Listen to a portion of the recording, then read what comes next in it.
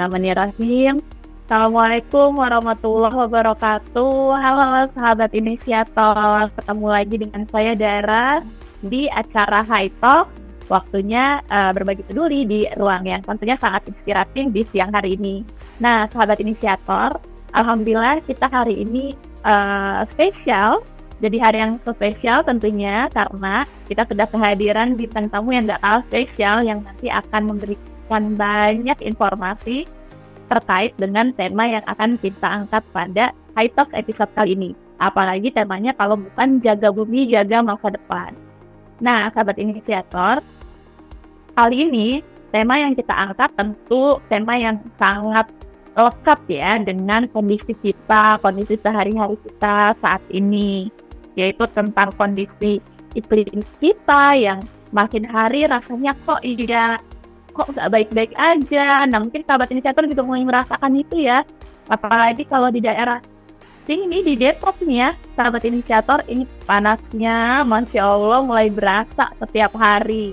Kemudian juga kita mungkin banyak ya terpapar informasi, konten-konten mengenai dampak-dampak dari perubahan iklim yang signifikan sekali gitu ya, kita lihat dan kita rasakan. Nah, sahabat inisiator, di High Talk kali ini dengan tema jaga bumi jaga masa depan, kita mengupas beragam informasi seputar kondisi iklim kita, dan bersama saya kita sudah kehadiran bintang tamu yang spesial, yaitu Ibu dosen Dr. Anda Nika Triwahyuningsih MP. Betul nggih Bu Nika? Ya, betul. Assalamualaikum warahmatullahi wabarakatuh. Waalaikumsalam Ibu. Gimana Ibu Nika kabarnya? Sehat Bu hari ini? Alhamdulillah baik. Tapi ya kepanasan, betul bahwa cuaca memang sekarang tambah panas nih, luar biasa ini. Bahkan tahun lalu 2023 itu suhu tercatat tertinggi, ya tertinggi.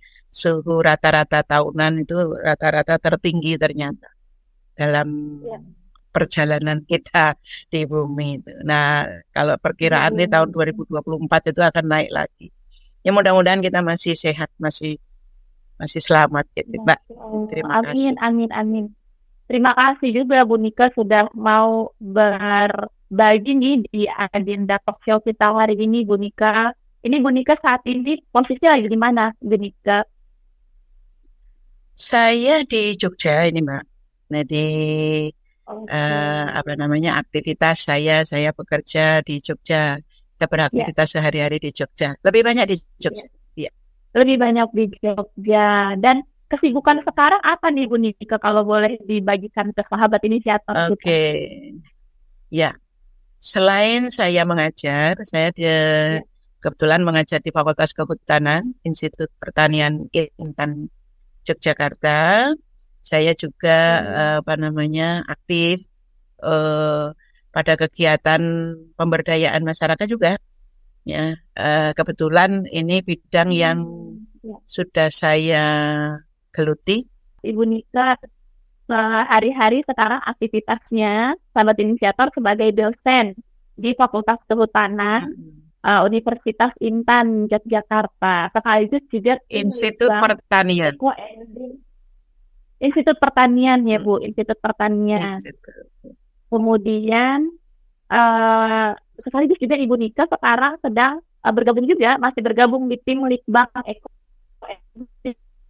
Nusantara gitu ya Bu Nika ya.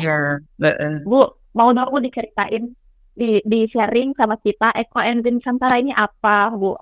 Ini sejak kapan dan fokusnya ngapain? Mangga Bu. Ya. Oke, Ekoenzim Nusantara itu ada satu komunitas, ya. Satu komunitas yang fokus perhatiannya itu pada ekoenzim.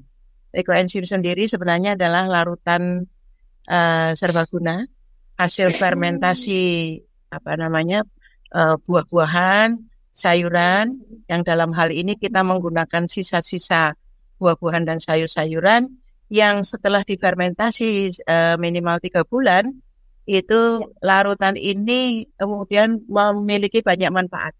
kita bisa manfaatkan dalam berbagai ruang, dalam berbagai bidang, misalnya bisa untuk kesehatan, bisa untuk rumah tangga sehari-hari, Ya. bisa untuk dimanfaatkan untuk dunia pertanian, peternakan, kemudian juga yang terutama itu adalah untuk memulihkan kondisi lingkungan, air, tanah, udara. Itu, jadi ekoenzim Nusantara ini salah satu komunitas yang menaruh perhatian pada ekoenzim. Begitu, Mbak. Bu, menarik. Berarti ini tuh bentuknya apa, Bu? Outputnya tuh barang, benda, cairan gitu atau gimana, Nah, Bu? ya. Jadi karena ini ekoenzim, apa namanya? Kami ini komunitasnya, komunitas Ya. yang apa namanya? Geraknya itu pada basisnya itu ada pada pemanfaatan ekoenzim. Ekoenzim sendiri yang tadi sudah saya sebut larutan apa namanya serbaguna sebenarnya ditemukan atau apa namanya diperkenalkan itu oleh orang Thailand, Dr. Rosukon Pompomfon itu yang beliau itu sudah mengembangkan itu lebih dari 30 tahun dari hasil penelitian beliau dan apa namanya kawan-kawan yang dari berbagai negara itu sudah terbukti bahwa larutan ini banyak manfaatnya. Apa lingkungan sedang tidak baik-baik saja, itu membutuhkan satu tindakan pemulihan. Nah, ekoenzim ini kemudian mempunyai peran penting. Karena nanti akan kita bicarakan barangkali apa manfaatnya ekoenzim ini untuk lingkungan kita, untuk tanah kita, air kita, dan udara kita. Apa yang bisa diperoleh manfaatnya dari ekoenzim. Nah, itu fokusnya di situ. Kemudian komunitas ini, apa namanya, dia titik beratnya itu pada kegiatan. Yang pertama itu edukasi ya. Keduanya adalah bagaimana memanfaatkan apa yang bentuk sampah. Itu bisa sedikit banyak. Tugasnya adalah berfokus pada bagaimana memanfaatkan ekoenzim ini untuk kemudian dibuat atau dibuat menjadi produk-produk yang lain yang itu juga bermanfaat. Misalnya untuk pembersih apa namanya lantai kah, misalnya untuk membuat sabun kah, untuk membuat pestisida kah, untuk membuat pupuk kah, misalnya begitu. Nah, ini bagian dari litbang. Kemudian setelah hasil dari litbang ini, kemudian dimanfaatkan oleh bidang pendidikan dan apa namanya penelitian itu untuk pemberdayaan masyarakat. Jadi titik fokusnya itu 1 edukasi, 2 penelitian pengembangan, 3 itu pemberdayaan masyarakat. Intinya begitu. Cakupan fokus ekoenzim Nusantara sekarang daerah mana? Dia sudah ada di sepanjang yang saya tahu itu ada di 28 provinsi sudah berkembang. Dia masuk di Indonesia itu tahun 2020. Kemudian sudah ada apa namanya pengurusnya itu sudah ada di 28 provinsi dan ini terus berkembang, terus bertambah. Nampaknya sekarang sudah lebih dari 30 provinsi. Ya, kalau tidak keliru itu ada di 32 provinsi sudah ada semua pengurusnya. Barangkali yang belum itu provinsi-provinsi baru barangkali ya, Mbak ya. Iya. Wah, menarik Ibu. Jadi memang tadi ya edukasi, kemudian juga pendampingan langsung berarti ya Bu, konsep pemberdayaan masyarakat itu ya Bu. Pendampingan langsung kepada masyarakat ini kita lakukan dalam bentuk bisa sosialisasi untuk meningkatkan pengetahuan ilmu dan pengetahuan masyarakat, bisa dalam bentuk pelatihan untuk meningkatkan keterampilan dan juga dalam bentuk bintek bimbingan teknis untuk melatih masyarakat secara terus-menerus untuk membuat, memanfaatkan dan juga membuat produk lain turunan dari ekoenzim begitu. Ekoenzim menarik ya Bu. Jadi tadi bisa bahan pel, bisa jadi sabun, bisa kebayang saya Bu, kan tadi Ibu Nika sempat bahas asalnya aja dari sampah organik ya Bu. Sampah organik, betul. Iya.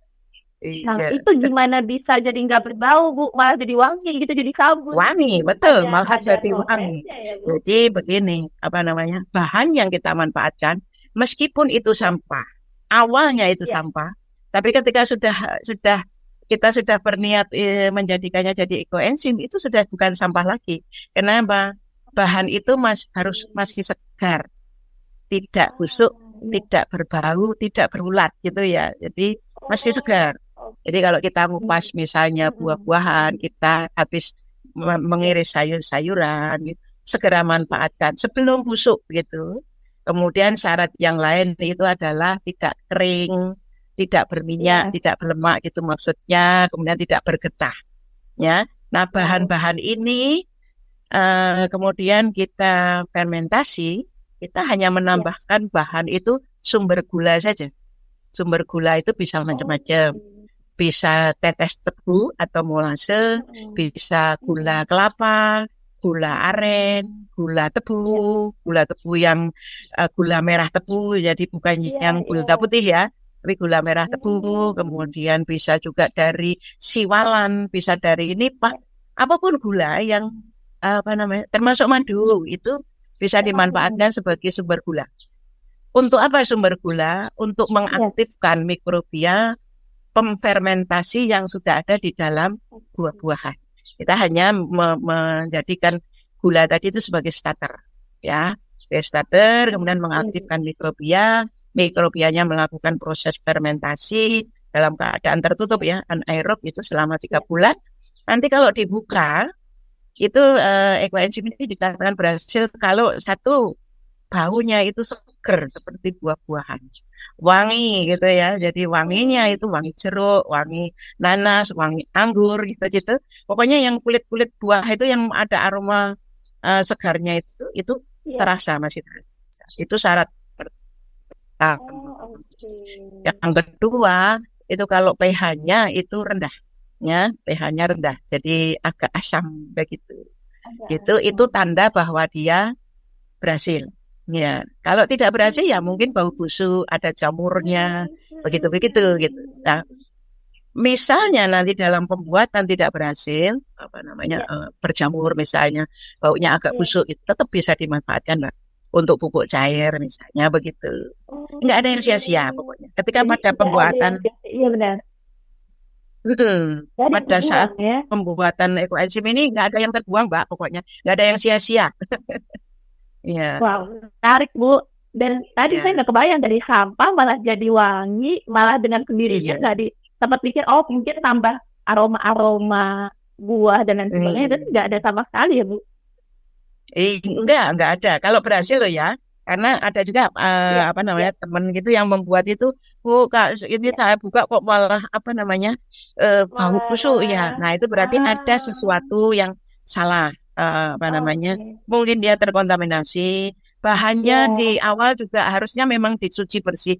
Meskipun itu kulit buah, sisa sayuran, ya, itu tetap dicuci bersih gitu sebelum oke. digunakan gitu. Jadi ini tadi Oke, juga kita habis gerakan membuat 1.000 liter ekoenzim ya. Dan hasil dari pembuatan ini pesertanya ini tadi lebih dari 300 ini tadi, Mbak. wow, Lebih dari 300 Masya Allah. masing-masing peserta itu membuat, kemudian Ya, bahan ekoenzim yang sudah selesai dibuat dibawa ya, pulang semua secara gratis. Ini tadi wah, itu harapannya memberi semangat kepada ya, masyarakat ya, itu untuk ayo sekarang juga apa namanya, apa yang kita lakukan gitu untuk ya, kemudian apa namanya, berusaha untuk berperan positif kepada lingkungan gitu. dukungan. Iya, Wah, menarik, Bu Nika, menarik iya, sekali. eh Insight baru kalau ternyata ada yang namanya ekoenzim yang menurut iya, saya sendiri ini hal yang baru ya Bu, baru terdengar iya, sama saya terutama. Sekarang latar belakang Ibu Nika juga selain tadi bergabung di ekoenzim, Ibu Nika itu juga kan seorang pengajar, dosen, mm, dan fakultasnya juga nggak jauh-jauh nih, masih seputar alam juga, iya, ilmu terutama alam, ilmu al, alam juga. ya, Gimana Bu? Fokus di kampus Ini Ibu mengajar apa Bu saat hari Oke, momennya? ya. Saya kalau ditanya background, S1 saya Iya. memang biologi, ya, Fakultas Biologi Oke. UGM. Iya, Kemudian S2 saya jurusan pertanian, program iya. pascasarjana UGM. Kenapa Hmm, pertanian? Karena saya mengajar di Fakultas Pertanian itu 19 tahun, dari tahun wow. 89. Ya, waktu itu ya mengajar ilmu-ilmu yang berkaitan dengan apa namanya keilmuan saya. Ada biologi, Iya. ada fisiologi, ada mikrobiologi, begitu-begitulah gitu ya. Ada manajemen Oke. produksi tanaman, macam-macam.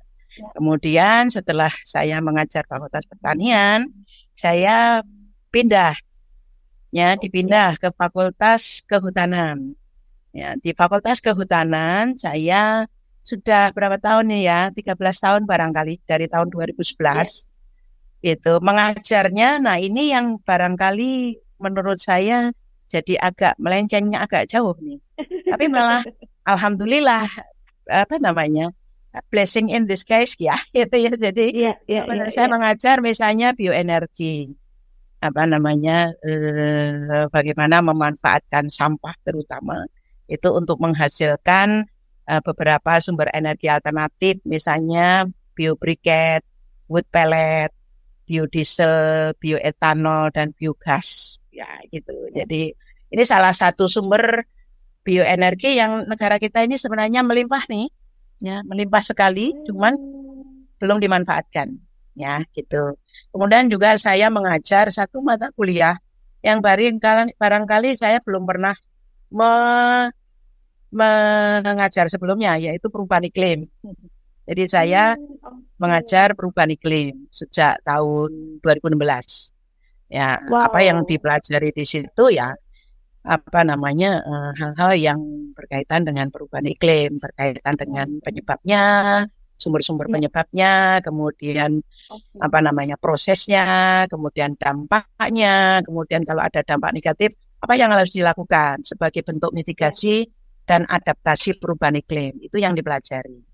Kalau bioenergi tadi ada praktiknya, ada praktek pembuatan bioenergi, perubahan iklim Hmm, kebetulan nggak ada praktikumnya. Jadi ya pengetahuan saja, ya. ya gitu. Kemudian ada beberapa mata kuliah lain, misalnya reklamasi lahan. Lahan-lahan yang rusak itu apa yang bisa kita lakukan, baik secara Ya. fisik, Ya. kimia maupun biologi yang bisa kita lakukan untuk memulihkan kembali kondisi lahan yang rusak itu menjadi lahan yang kembali produktif. Misalnya reklamasi lahan bekas tambang, lahan bekas kebakaran hutan, lahan gambut, lahan rawa, lahan kering, dan lahan-lahan terdegradasi yang lain. Itu yang sekarang saya mengajarnya jadi agak barangkali agak jauh. Tapi saya Iya, iya, syukuri iya. kenapa. Kemudian inilah yang bisa saya manfaatkan ketika saya harus ke lapangan, ketika saya harus berhadapan langsung dengan masyarakat. Ternyata ilmu-ilmu ini yang bermanfaat, Mbak. Begitu. Wow, dan memang kondisinya sekarang yang nggak bisa terlepas ya Bu dari Iya, hari-hari kita hmm, semakin nyata gitu tantangannya betul. Kondisi semakin kondisi nyata. lahan kita kan juga kita tahu Ya, sendiri. Nah, ya. kondisi lahan di Indonesia itu 70% adalah lahan bermasalah. Apakah itu Lahan bermasalah itu misalnya gimana lahan tuh Bu? kering? Iya, lahan Hmm, kering misalnya. Kemudian lahan bermasalah yang lain hmm, misalnya lahan masam, lahan gambut yang dibuka sehingga malah tidak produktif. Misalnya begitu. Lahan bekas oke. kebakaran hutan kita tahu sendiri, kebakaran hutan tiap tahun Ya, terjadi. Tapi bagaimana memulihkannya, betul. kecuali kita serahkan ke alam tuh selama ini alamiah, pulih sendiri gitu. Kelebihan alam kan begitu.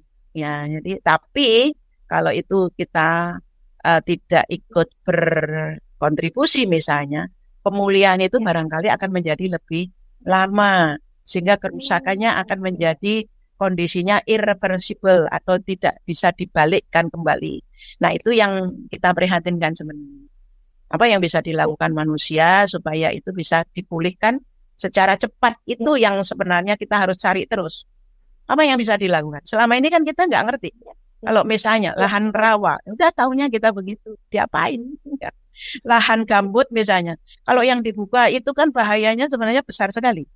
Lahan gambut, ah, Itu kan lahan yang sangat asam, yang kondisinya sangat anaerobik, tiba-tiba harus dibuka. Mau dijadikan lahan pertanian kah atau tegalan kah atau yang lain. Ketika dibuka ternyata malah beracun, malah kemudian berubah sifat menjadi sangat merugikan pokoknya. Hewan nggak bisa hidup, tanaman nggak bisa hidup. Gitu. Apa yang harus kita lakukan dalam kondisi seperti itu? Ini yang kemudian fokus-fokus seperti ini yang kemudian menjadi perhatian. Dan mohon maaf, tidak banyak lembaga pendidikan yang menaruh perhatian ke arah sana. Tidak terlalu banyak kalau Indonesia. Kalau saya bicara begitu, Nyun Sewu, maaf ya, perguruan tinggi kita itu ribuan kan. Nah, dari ribuan itu yang menaruh perhatian ke arah sana cuma berapa persen. Begitu, Mbak. Bahkan yang mungkin punya mata kuliah fokus seperti di tempat Ibu mengajar hari ini ya, ada mata kuliah. Tidak banyak. Iya, tidak banyak. Di Indonesia itu perguruan tinggi negeri yang punya fakultas atau jurusan kehutanan misalnya, itu juga kan nggak banyak, Mbak. Gitu. Betul. Kebetulan kalau isu perubahan iklim itu kan yang menangani kan Kementerian Khusus ya, lingkungan hidup dan kehutanan gitu ya. Jadi nah sayangnya yang punya fakultas kehutanan atau jurusan kehutanan kan juga tidak banyak. Maka kemudian bagaimana caranya supaya ilmu, pengetahuan dan teknologi yang berkaitan dengan mitigasi adaptasi terhadap perubahan iklim ini bisa disebarluaskan, bisa edukasikan ya, jadi di edukasikan kepada masyarakat secara lebih luas.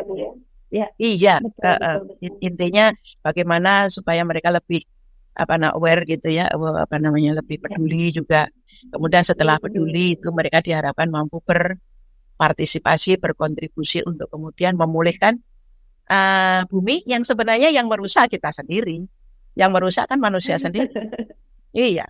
Dalam Al-Quran, lupa saya surat atau ayatnya begitu, tapi kira-kira terjemahannya sudah nampak kerusakan di bumi dan di lautan gitu ya, yang disebabkan oleh tangan mereka sendiri. Gitu. Al-Quran yang bilang berarti Allah yang sudah menunjukkan bahwa itu perbuatan manusia. Gitu. Kenapa diberikan bencana begitu? Kenapa ditunjukkan kerusakan itu? Supaya mereka sadar bahwa mereka berkontribusi terhadap perusahaan itu.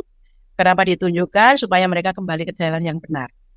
Itu tujuannya. Nah ini sayangnya kan, maaf ini ayat ini nggak banyak di endorse ya, nggak banyak di elaborasi ya gitu. Iya. Padahal kondisinya udah semakin nyata ya Bu. 1400 tahun yang lalu kita sudah diberitahu bahwa ini loh kamu. Jadi intinya begini Mbak. Perubahan iklim itu kan penyebabnya adalah pemanasan global. Pemanasan global itu penyebabnya adalah adanya gas-gas atau berlebihannya gas-gas rumah kaca yang ada di atmosfer. Gas-gas rumah kaca itu sebenarnya ada secara alami di atmosfer. Tetapi akibat aktivitas manusia atau disebut dengan antropogenik itu jumlahnya itu kemudian berlebihan. Apa itu gas-gas rumah kaca? Di antaranya gitu yang kemudian menjadikan pemanasan global itu adalah CO2, metana, kemudian gas-gas nitrous oxide itu, kemudian gas-gas sulfur oxide, gas-gas yang mengandung radikal bebas yang asalnya ternyata setelah ditelusur dari kegiatan industri. Nah, tercatat bahwa misalnya kadar CO2 di atmosfer itu meningkat lebih dari 500% itu sejak akhir abad 19. Kok tahun itu? Itulah mulainya revolusi industri. Revolusi industri ini adalah industri yang kemudian memanfaatkan mesin-mesin yang waktu itu bahan bakarnya. Kalau dulunya kan digerakkan manusia atau hewan sebelumnya. Nah, revolusi industri itu mesin-mesin yang diotomatisasi dengan bahan bakarnya itu batu bara. Semakin ke sini semakin luar biasa kan penggunaan bahan bakar fosil, batu bara, minyak bumi, gas alam. Jadi migas dan batu bara itu adalah bahan bakar fosil yang sifatnya itu adalah non renewable, tidak bisa atau tidak mudah untuk diperbarui. Untuk mendapatkan minyak, gas, dan batu bara itu butuh waktu jutaan tahun. Karena prosesnya memang begitu, lewat proses namanya fosilisasi, itu kan jutaan tahun. Tapi manusia menggunakannya hanya dalam beberapa tahun, dalam beberapa dekade saja. Jadi barang yang dibentuk, barang yang dibentuk jutaan tahun dihabiskan sekarang. Gitu. Jadi, nah sekarang makanya kenapa kemudian isu-isu untuk menggali sumber-sumber energi alternatif di luar energi fosil tadi itu kemudian kencang dilakukan oleh banyak negara, penelitian pengembangan banyak dilakukan di berbagai negara. Sayangnya kalau di Indonesia itu penelitian pengembangan begini barangkali jumlah intensitas dan kualitasnya mungkin masih dirasa kurang. Padahal Indonesia sebagai negara agraris, negara bahari, negara tropis, negara yang berada di garis ekuator, itu kekayaan sumber energi alternatifnya luar biasa, banyak dan ragamnya. Persoalannya kan kita nggak ngerti. Misalnya begini, Mbak. Sumber energi alternatif itu tidak hanya bioenergi. Tidak hanya yang tadi saya sebut, ada briquette, wood pellet, biodiesel, itu salah satu kecil aja. Apa sumber energi alternatif yang gratis, yang melimpah sepanjang tahun nggak pernah putus? Apa? Sinar matahari. Sinar matahari, gitu. Kita di negara tropis ini kan nggak pernah putus. Dalam 1 tahun panas terus. Ada matahari terus. Tapi kalau ada matahari mengeluhnya panas.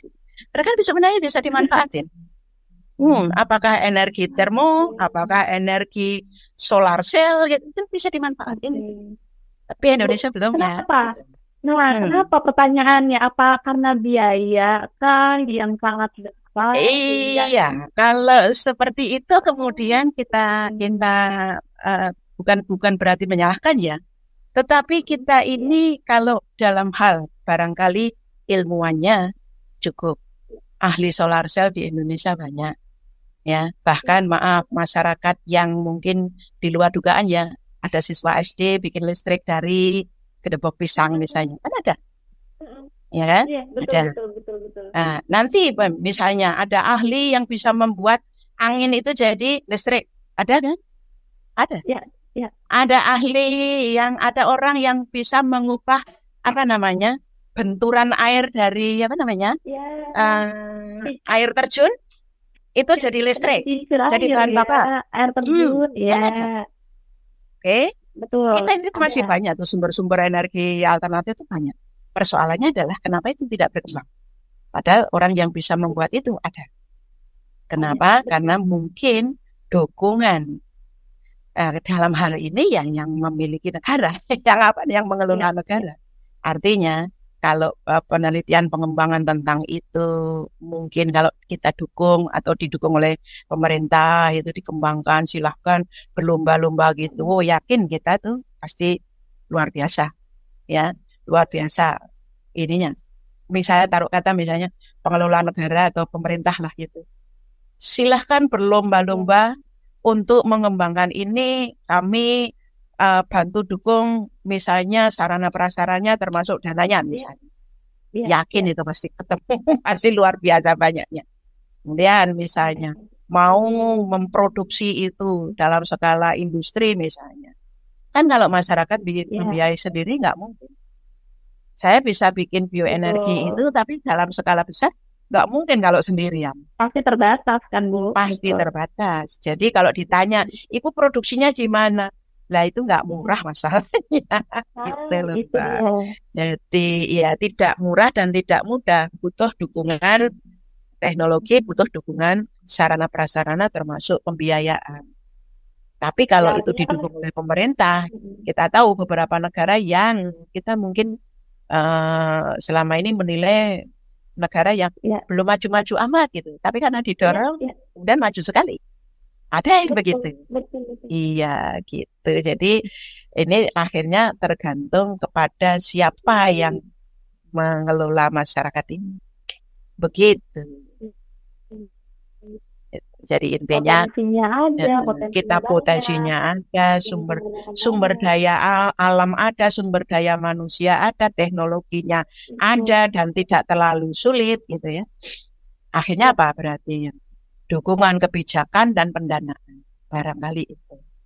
Maka kemudian Itu poin keterpaduan, kalau kita menyebutnya pentahelik, ada yang menyebutnya heksahelik, monggo lah. Tapi pentahelik minimal. Itu 1 A, B, C, G, M.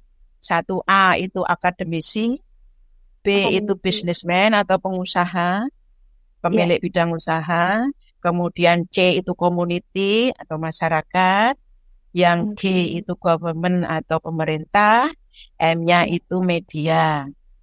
Oke, bisa ada yang menambahkan kepada F misalnya, funding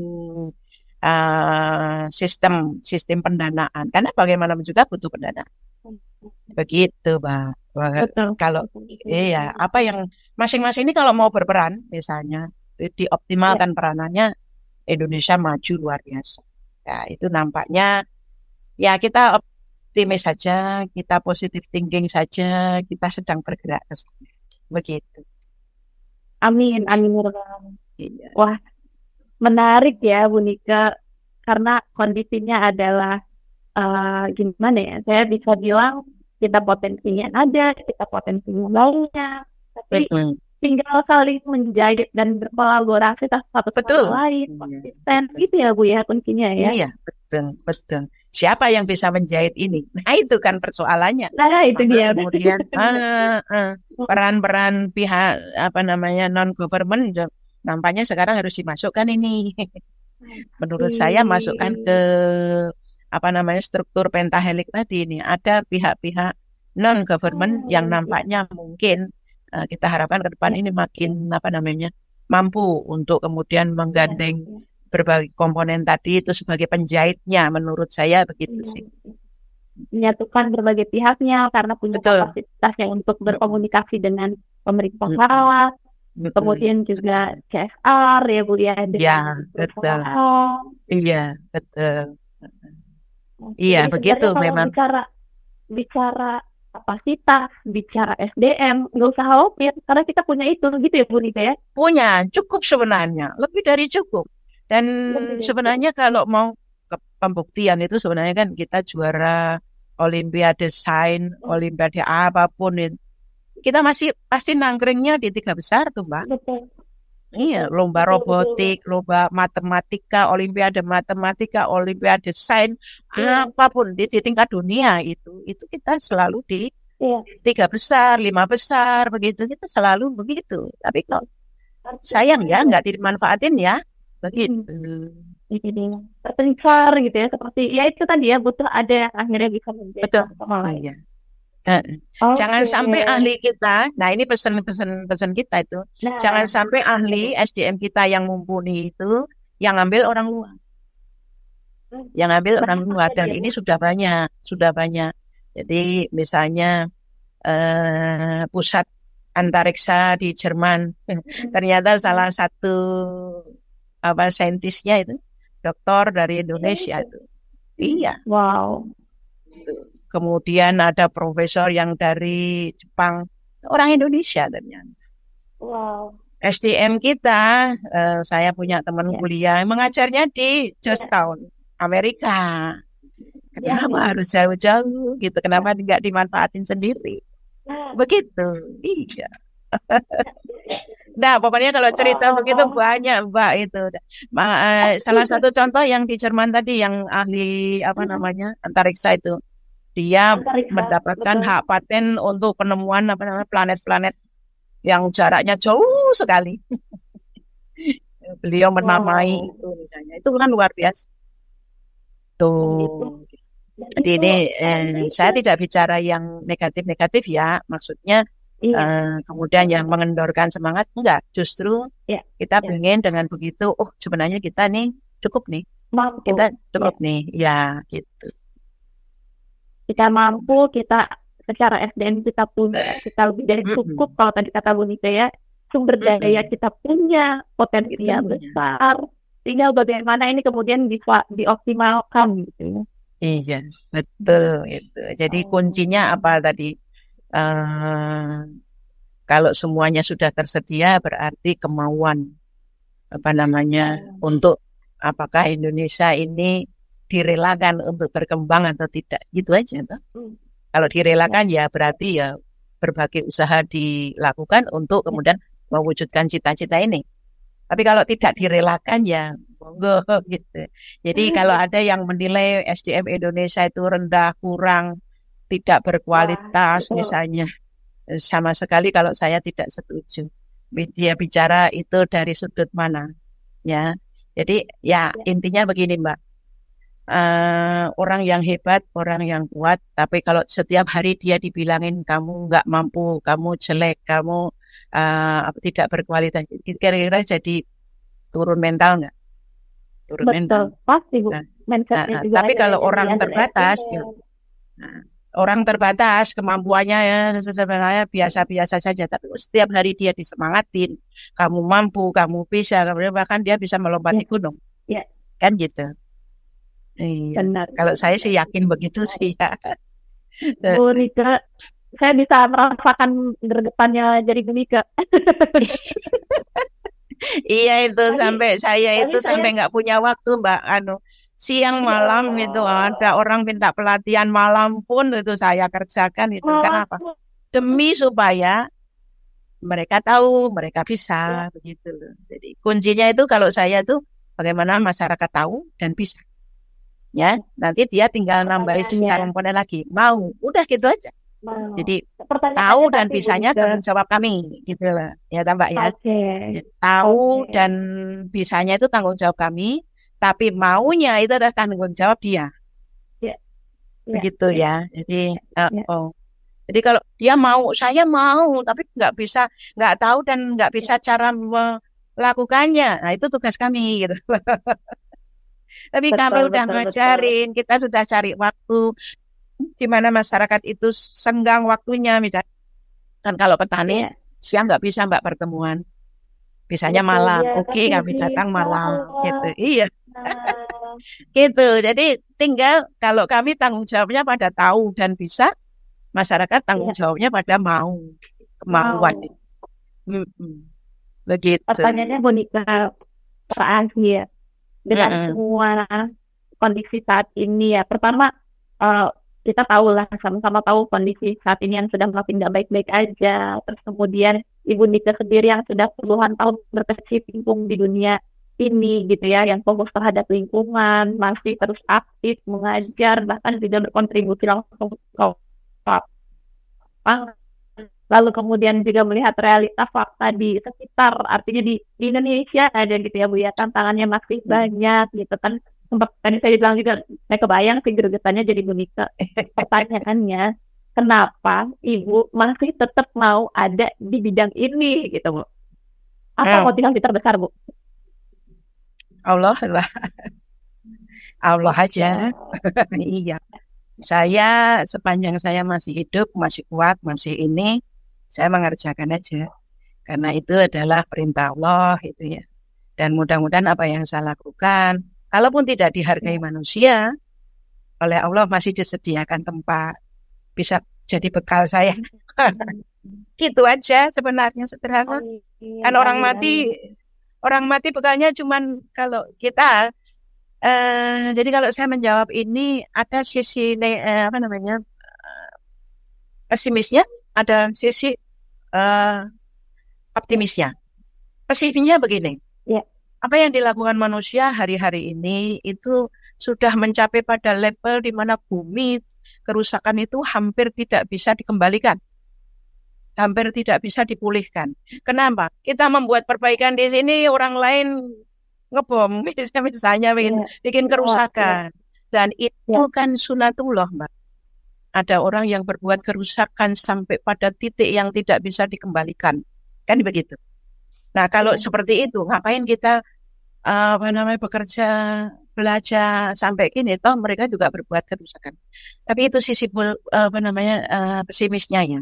Kalau optimisnya, setiap jiwa asal dia menyadari bahwa kita di dunia ini hanya musafir gitu. Buat apa kita mau apa sih gitu loh, mau bangun apa sih, mau banggain apa, mau ngumpulin harta seberapa banyak kita bisa makan, cuman sepiring kan gitu. Harta kita mau kumpulin seberapa gunung sih bisa kita kumpulin, mati juga gitu. Ya, kan kita cuman kalau kita kembali kepada ayat-ayat Allah gitu. Kita di sini itu kan cuman sebentar saja. Kenapa sih kita harus dibangkitkan di bumi gitu? Ngapain? Kenapa harus kirim ke bumi gitu? Kan satu untuk membuktikan. Ya kalau kita lihat sejarahnya gitu ya. Dulu manusia ada di surga, kemudian karena berbuat kekhilapan, minta maaf, dimaafkan sama Allah, tapi kamu harus membuktikan. Ini pembuktian kita di dunia ini. Sebentar aja membuktikan bahwa bakti kita itu hanya kepada Allah, bukan kepada siapapun. Gitu. Bakti kita itu ya hanya kepada Allah. Asal kita sudah membuktikan, jadi kalau ada orang diambil kembali dalam usia yang masih muda, mungkin bagi Allah sudah cukup. Sudah terbukti gitu. Nah kalau saya umurnya udah panjang begini, belum diambil juga, sebenarnya malah khawatir tuh. Belum terbukti kan? Jadi kalau saya sih sederhana saja. Mudah-mudahan apa yang kita lakukan ini bisa menjadi bukti bahwa bakti kita itu hanya kepada Allah. Cuman itu aja. Saya nggak mau misalnya kan ketika manusia itu kemudian diminta untuk hidup di dunia, itu Allah kan bilang, maka disitulah kamu akan hidup, disitulah kamu akan mati, dan dari situlah kamu akan dibangkitkan. Untuk apa? Pulang. Kuncinya kan cuman pulang. Nah, saya nggak mau pulang dalam keadaan yang jelek. Cuman itu aja, Mbak. Ngapain juga kita susah-susah. Kita nggak bisa mengubah dunia. Ya kan? Tapi dalam niat saya, sekecil apapun yang saya lakukan, kalau itu bisa mengubah takdir yang buruk menjadi baik, kenapa tidak saya lakukan? Kalau saja itu setiap jiwa punya semangat itu, luar biasa. Jadi, bagi kita itu menghadapi kodok-kodar itu sebenarnya nggak terlalu sulit. Nasib dan takdir. Nasib buruk bisa kita ubah dengan doa, takdir buruk kita bisa ubah dengan perbuatan baik. Itu aja. Mudah-mudahan menginspirasi, mudah-mudahan memotivasi untuk setiap jiwa kita itu mampu kemudian mencari bentuknya untuk intinya apa? Pulang dengan selamat, dalam keadaan baik, dalam keadaan utuh. Udah itu aja. Begitu. Ini terima kasih banyak untuk pesan, penguat, reminder ya, pengingat kembali. Yang terpenting tentunya adalah bagaimana kita kemudian memanfaatkan peran kita seoptimal mungkin yang kita bisa. Tadi, walaupun ada sisi pesimis, tapi jangan sampai tergerus dan harus tetap fokus pada optimismenya tadi ya, Bu Nika ya. Betul. Iya. Wah, oke Bu Nika, terima kasih banyak Bu Nika. Terima kasih juga untuk sharing-sharingnya soal bagaimana kemudian kita ya sudah tidak perlu lagi cari jauh-jauh lah ya, mulainya dari mana, dari diri kita sendiri. Diri sendiri. Kemauannya ya Bu ya, kemudian kemauannya, dan ya itu tadi kalau teman-teman ragu, nggak tahu caranya gimana, banyak yang akhirnya terbuka dan mau memberikan informasi, ilmunya, berbagi. Contohnya seperti apa yang sedang dilakukan saat ini gitu, saya bilang ya Bu ya. Masya Allah. Siap-siap Bu Nika. Sekali lagi terima kasih Bu Nika untuk sharing-sharingnya. Terima kasih untuk waktunya. Iya. Banyak sekali manfaatnya sahabat inisiator. Kita bisa berbagi lebih banyak lagi, dan tentunya sama Bu Nika semoga kita bisa bersilaturahmi langsung ya, ada waktu. Amin. Ya. Kita harapkan juga. Bu Nika juga tentunya terbuka ya untuk bisa berbagi kepada sahabat inisiator tentang apapun tadi seputar. Insya Allah, iya, pokoknya apa yang dibutuhkan sepanjang saya mampu, saya mau gitu. Siap, nanti boleh Ibu Nika mungkin kasih tahu akun-akun, apakah email atau mungkin ada akun medsos Bu buat cari tahu tentang Ibu lebih lanjut lagi dan terhubung. Ada sebenarnya, cuman saat ini sedang di take down. Wow. Oke, TikTok oke, saya di oke, take oke. down, IG saya sudah dinonaktifkan. Ya Ah, itu, tapi namanya juga perjuangan. Kita ya, tahu sendiri kenapa betul. di take down ya, gitu. Ya sudah, Ya, enggak ya, apa-apa gitu. Kita berjuang lewat jalur lain. Saya ya, akan membuat ya. IG lagi. Saya akan membuat IG lagi dengan nama mudah-mudahan nggak berubah ya. Rumah Kreativitas Ya. Jogja. Rumah Rumah Kreativitas Jogja itu kreativitas nanti isinya Jogja. khusus untuk sharing pengetahuan dan sharing Oke, keterampilan oke. khususnya tentang pengelolaan sampah dan Pengelolaan bidang-bidang yang sampah. berkaitan dengan lingkungan. Mudah-mudahan segera Ya, terwujud, Mbak. amin, amin. Dan Doain nanti saja. nggak apa-apa ya Bu ya, ada waktu Iya, kesempatan sahabat inisiator yang mungkin tertarik tadi seputar mm-mm. ekoenzim, bahkan Iya, mau sharing apapun boleh. yang sahabat inisiator ingin tahu dari Bu Nike, kita bisa Mm-mm. berkunjung nanti terhubung dengan tim Boleh, inisiatif boleh. dan Ibu Nike ya. Ibu, Oke. semoga saya juga bisa ketemu langsung sama Ibu silaturahmi langsung. Sekali Amin, lagi amin. makasih buat waktunya. Sehat selalu Iya, Bu Nike ya. sehat semua buat Sahabat teman-teman juga inisiator. ya. Ya, amin, Oke. amin. Baik, sahabat inisiator, itu dia perjalanan kita diskusi di siang hari ini seputar jadi jaga masa depan. Maknanya jauh lebih dalam dari apa yang kita bahas hari ini dan tentunya semua balik lagi ke inti kita semua ya. Kemauan kita, semangat kita, potensi, apapun tadi sudah tersedia. Bahkan fasilitasnya, sarananya ada, bisa gitu, tinggal dioptimal. Nah, sekali lagi saya mengucapkan terima kasih kepada narasumber kita siang hari ini, sahabat inisiator. Kalau nanti ada komentar-komentar seputar kegiatan kita, bincang-bincang kita hari ini, boleh banget ditaruh di kolom komentar kita ya. Gimana pesan-pesannya setelah mendengarkan banyak inspirasi dari Bu Nika dan tentunya di episode-episode mereka selanjutnya. Oke, kalau gitu saya cukupkan, saya Dara. Terima kasih sahabat inisiator. Wassalamualaikum warahmatullahi wabarakatuh. Sampai jumpa di episode Salam. mereka selanjutnya. Terima kasih Bu Nika ya. Terima Ye, kasih sama-sama banyak. Mbak. Ya, makasih Iya, ya. sehat Oke. selalu. Saya Ye. Salam buat teman-teman yang lain ya.